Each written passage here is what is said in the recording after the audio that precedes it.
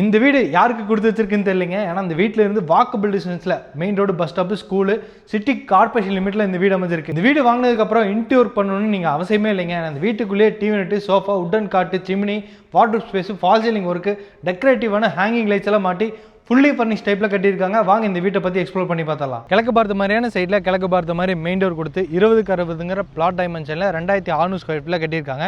முன்னாடியே சொன்னேன் நம்ம மெயின் ரோடு பக்கத்தில் இந்த வீடு அமைஞ்சிருக்குன்னு. இதுதான் மெயின் ரோடு. அங்கே பாருங்கள், பஸ்ஸு போகிற மெயின் ரோடு பக்கத்தில் ஸ்கூலு, சிட்டி கார்பரேஷன் லிமிட்டில் இந்த வீடு அமைஞ்சிருக்குங்க. 16க்கு 19ங்கிற அளவில் 2 கார், நிறைய டூ வீலர் நிறுத்திக்கிற மாதிரி நல்ல ஸ்பேஷியஸான பார்க்கிங் ஏரியா இந்த வீட்டுக்கு இருக்குது.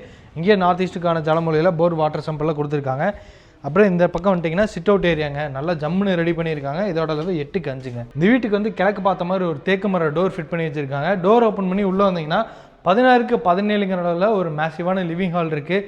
வெளிச்சத்துக்காக ஏகப்பட்ட விண்டோஸு, டிவி நெட்டு, மானிட்டர் பண்ணிக்கிற மாதிரி டிவி, அதுபோக சிசிடிவி கேமராலாம் இந்த வீட்டுக்கு ஃபிட் பண்ணி வச்சுருக்காங்க. சீலிங்கில் ஃபால் சீலிங் ஒர்க்கு, இந்த இடத்துல ஒரு சோஃபா, அப்புறம் சர்க்கிள் டைப்பில் வந்து டைனிங் டேபிள், அந்த இடத்துல ஹேண்ட் வாஷ் மிஷினில் கொடுத்துருக்காங்க.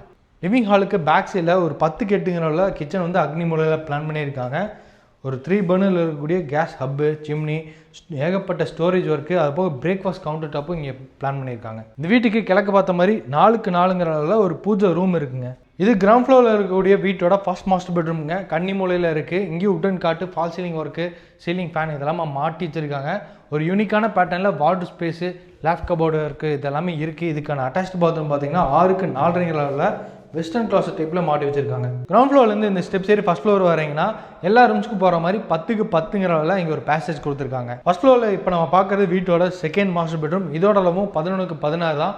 இங்கே ஃபால் சீலிங் இருக்குது, உட்டன் காட்டு, டிஃப்ரெண்ட்டான பேட்டர்னில் வாட்டர் கபோர்டு.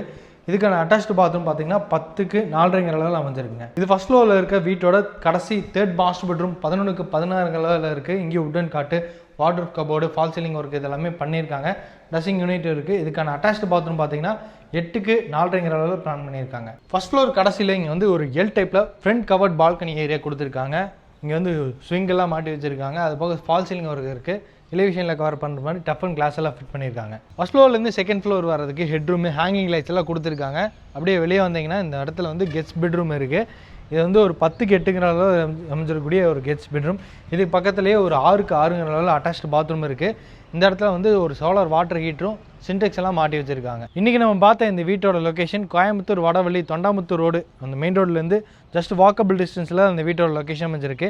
இந்த வீட்டோட ப்ரைஸ் தெரிஞ்சுக்கிறதுக்கு டிஸ்கிரிப்ஷனில் நம்ம டீமோட நம்பர் கொடுத்துருப்போம். அந்த நம்பருக்கு காண்டாக்ட் பண்ணிக்கோங்க. இந்த வீட்டை வந்து விசிட் பண்ணணும்னு நினச்சிங்கனாலும் அந்த நம்பருக்கு காண்டாக்ட் பண்ணுங்கள்.